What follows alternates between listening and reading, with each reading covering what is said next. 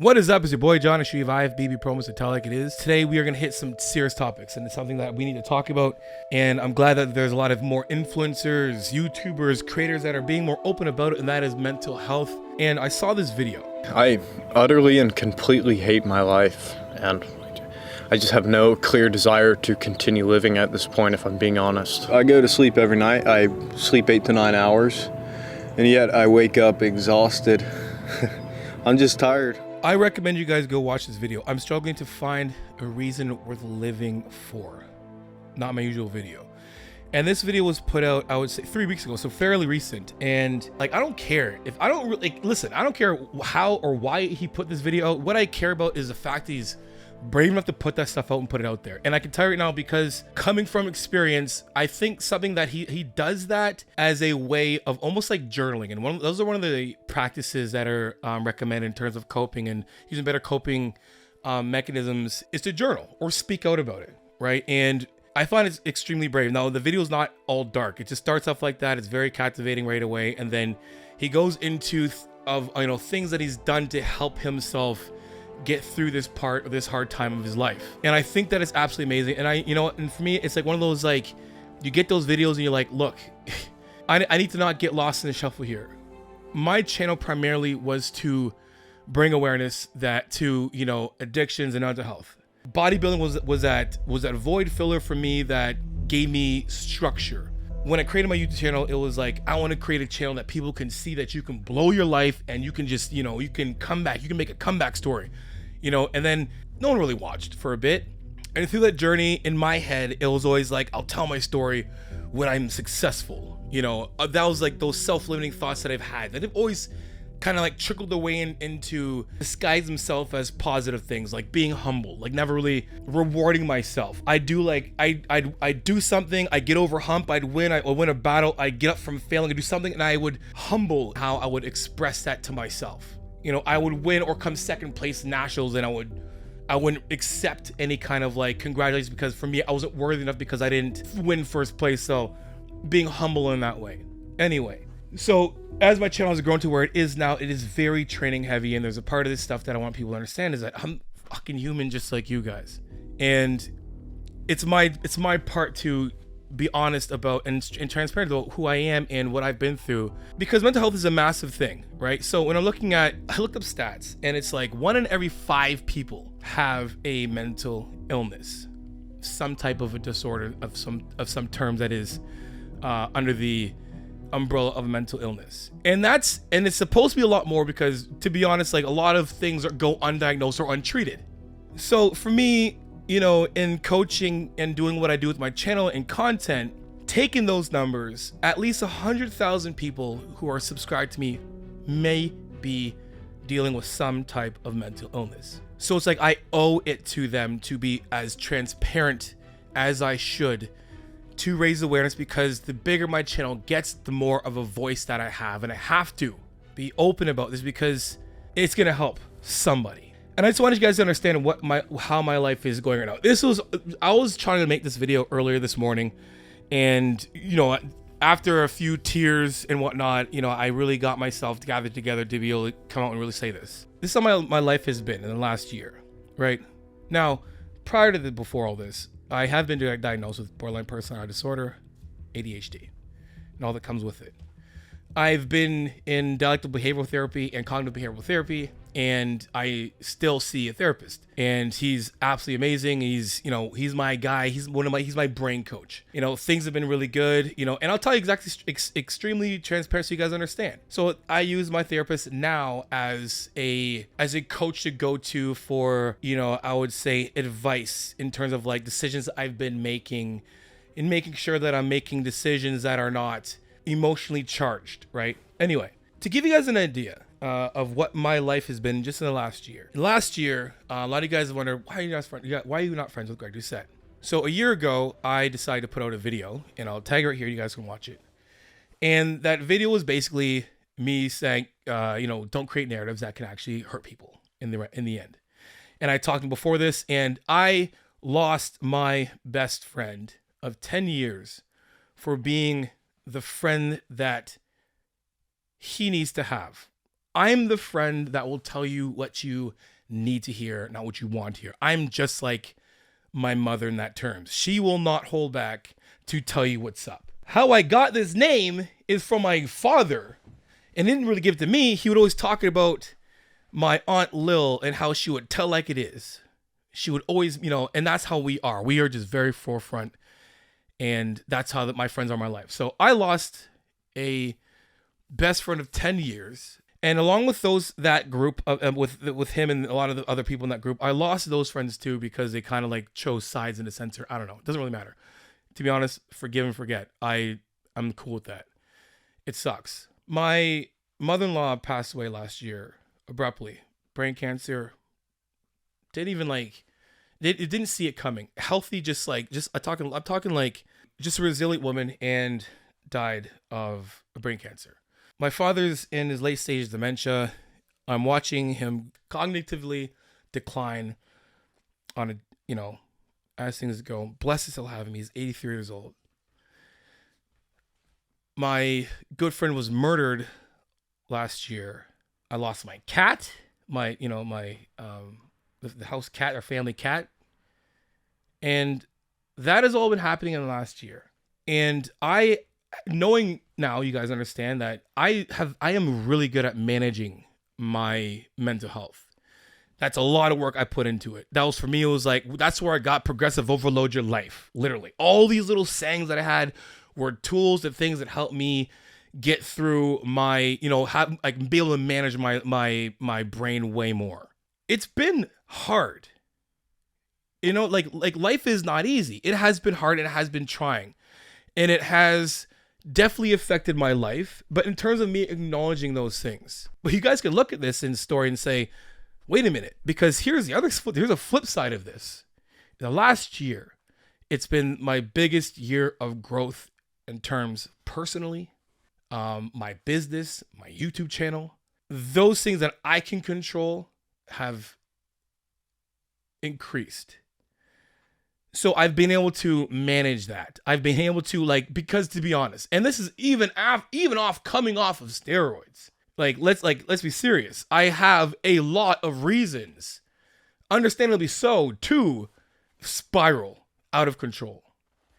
And I'm not. And here's why. And there's 10 things that I want to share with you guys that you guys can do to help you guys out. I'm speaking to those ones who are watching this video who might be just, not really, they don't want to say anything about their mental health or just, whatever it is. I want you guys, whoever has enough, who has enough courage to say and speak out and be transparent. And those who don't have the courage yet, I'm giving these to you. Or maybe somebody and you can give these, tips and pointers in terms of how to help yourself out. Because what I believe, honestly, before even looking towards, prescriptions of any sort, I think that a majority of a lot of the mental illnesses in this world can be, I would say, managed just by lifestyle changes. 100%. And then it's at that point, it's like, once you make all those lifestyle changes, if it's then at that point things have not gotten that much better, then it's like, then we go and look for a doctor. So here are, 10 examples for you that can help you out in terms of, helping your mental health get stronger, being able to manage your mental health better. And these things and I'll give you examples in how it has actually affected me. Number 1, regular exercise. Training isn't just lifting weights and getting, putting on muscle. The point of going to the gym in the first place, number 1, is to be healthy, have a strong body, strong muscles, so you can live as long as you possibly can. But how that's helped me since I've even hit the gym. I remember being in trouble or whatever and going to therapists when I was younger, whatever. And I remember the, therapist saying, if it wasn't for the gym, you would be in jail. Literally. I remember hearing that. If it wasn't for that place, for training and how it made me feel and how it kept me at least it kept some of my emotions at bay, being able to go there and train. And then throughout that training and how things have progressed, when I started going actively to therapy, I was doing cognitive behavioral therapy or dialectical behavioral therapy. And in that, we really went over we would just do different practices of mindfulness, being aware, being in the present. And while we're doing these body scans and exercise, I was like, holy geez, wait a minute. I really started doing this. I remember always hearing about muscle-mind connection. You know, Neil Hill and Flex Lewis, muscle-mind connection, muscle-mind connection. I'm like, muscle-mind connection. And I started really diving into that. And I was always practicing that, understanding, you know, the benefits of muscle-mind connection, and then being trained by Neil, and then going through therapy at the same time, and then finding out, wait a second, that muscle-mind connection is literally being in the present. Like, when I'm thinking about connecting to the muscle, I'm not even thinking about anything else. I am right there at present thinking about just that. I'm not thinking about anything. My mind's not in the future. It's not in the past. It's not worrying. It's focused in this place of total awareness. And that's what, you know, I say, like, muscle-mind connection might be the most spiritual thing that we really don't tap into. The ability to be able to control yourself in that moment. Going through all the triggers that your body will go through in terms of, like, you know, lactic acid buildup, then it making you, you know, make decisions of, do I quit or do I keep going? Do I endure the pain? Do I keep going forward? Do I get my set? Do I push for the weight? Progressive overload, you know, your life type stuff. That's why it's so important to understand just training in your life and getting better at moving. A healthy diet. Now, like, that's just, you know, honestly, when it comes to just calories, I can make examples of this when I'm training or when I'm when I'm competing or prepping. At the end of prep, mental health is the hardest because we are lower on calories in terms of, like, macronutrients available to really, you know, fuel us the right way for our body to think optimally, to be able to, you know, function optimally. It just isn't there. And that's what, you know, that's the extremes of bodybuilding where it brings you in a prep. But it works the same way with those who aren't doing prep. Those who are just eating less food or not the proper amount of macronutrients for your body to, you know, really be cognitively or mentally strong. Fats, you know, your protein, your carbs, energy. Your body needs your brain needs so much energy. Your brain needs so many calories of the food you eat for it to run properly, for the rest of the body to run properly. Just changing that up. Number 3, get enough sleep. Like, I can't tell you how obvious it is for me to understand that when I don't get enough sleep, it is hard to manage my brain. Out of the things that I've told you guys, there's so much more, because, like, life isn't this thing that's just gonna. My dad always said, time doesn't wait on anybody. Life will not wait for you or care. Life does not care about you. Life does life. Things will happen in your life, and they will weigh on you. And if you're not alert enough or strong enough in that sense of getting enough sleep to be able to, you know, when you think about time and not waiting, if you lose your sleep, you don't get that time back. You can't catch up on sleep. So, like, getting sleep is a massive thing that's going to help you with your mental health. If you have issues already with managing your mental health and you're not getting enough sleep, changing that one thing will probably I will guarantee you it will go the distance for you in terms of giving you giving you a lot more fuel to be able to manage your brain. You know, do some type of stress management. You know, like, for me, you know, I do yoga. I play the piano. You know, I do things that keep me in the present that I enjoy doing, that can let my mind be at ease, where I'm not thinking about business and creating content and, you know, management and, you know, family and, you know, all these, you know, everything, all the things that go through. I need to take time in my life to be able to just sit down and not think about anything and just, you know, breathing techniques, meditation, yoga, I don't know, going for a walk and just chilling out, you know, trying stuff like that. I can't tell you how important it is to have a great surrounding of or nucleus of people that you care about and that you love and that you can trust and that you know you can go to.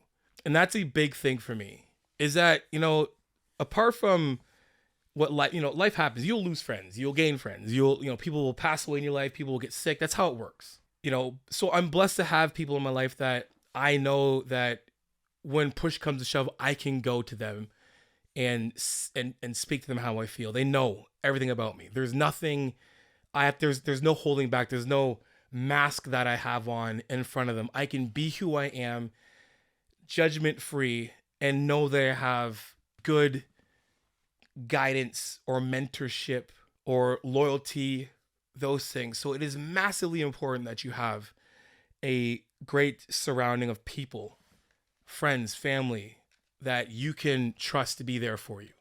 I know this one might be hard, but like limit the amount of partying you do. And it's coming from someone who's had issues with that, addiction issues, to be honest, and that's part of my story. And when it comes down to it, it's like, I get it. Everybody wants to have fun, and you can have fun. Just know when enough is enough. Understand when it's becoming too much. You know what I mean? Like, what is enough? Like, to me, I would say if you went out and had a once a month, you know what I mean? Like, I think even once a month is like, I don't know, a lot when you look at it. Like, if you're a family person, like if you're a family and you have someone like that, I think, like once a month is good enough. But like, just know your limit. Understand that like with, partying and alcohol comes broken sleep, bad nutrition. I know exactly what it feels like to be hungover or, whatever the next day and how much it affects your life. So like, get that in place. Like, limit the amount of that. Stimulate your mind. Like, put the damn, get away from the screen. Do something where it's going to challenge your brain, where it's going to make you have to, think. It could be reading, music, puzzles. I don't know. It could be anything that just it challenges your mind and it makes your brain get stronger in some case. Whatever that is to you, find a way to do that.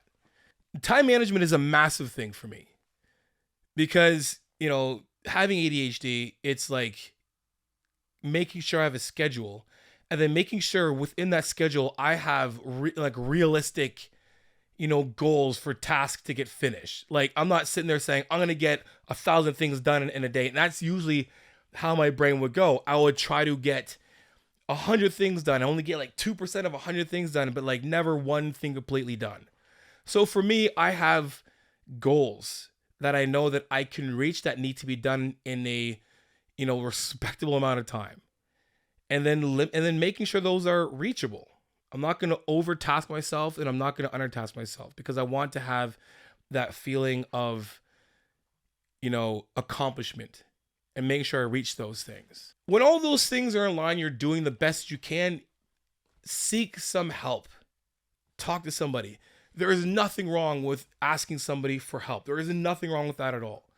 You got to understand that we treat everything else in our life with this ultra management. We manage our money. We won't let our money go a certain way. We won't do our car, a certain way.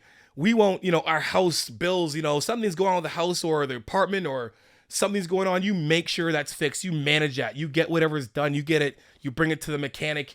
You get maintenance done to your house, your car. You get your, you cut your grass. We have to do the same thing to our life, to ourselves. We have to do the same thing. We need to bring it to a place where it can be, looked at. Get a once over. Get a good analysis. Something basically. But like, you know what I mean? Like, talk to somebody. It's totally fine with that. And talking is just like, I look at, like I said, for me, my therapist is my brain team. I want to make sure that I utilize, like, I have a therapist, I got a massage therapist, I got an osteopath. Like, if these things, I need to have for me because I know that I'm breaking down my body physically when I'm training. So I need those things to help. I have past injuries that need to be taken care of. I am an athlete that needs to be maintained. So in my nutrition, all those things need to be in place. And so does my brain because my brain controls all those other things. You will limit yourself to your fullest potential if you are not in control of your mental. I'm telling you that right now. And treat it like that. This is your gatekeeper to the success in your life. And we have to put this at the priority of our life because this controls how far you go in your life or how not far you go in your life. And then when all is said and done, mindfulness, man, just practice things you can do that can keep you within the present, because you know what? I feel that a lot of the fears we have and triggers are worries of the future, or, you know, triggers from the past. And we have to like understand, like, you know, I said this to myself yesterday, stop worrying about the things that are not even here. Worry about today, worry about right now. Don't even worry about the hour ahead of you. Worry about the minutes. Don't even worry. Don't even say worry. Take care of the minutes that you're existing in true time. Take care of today, and tomorrow will bring the fruits of your labor from today. And take care of that.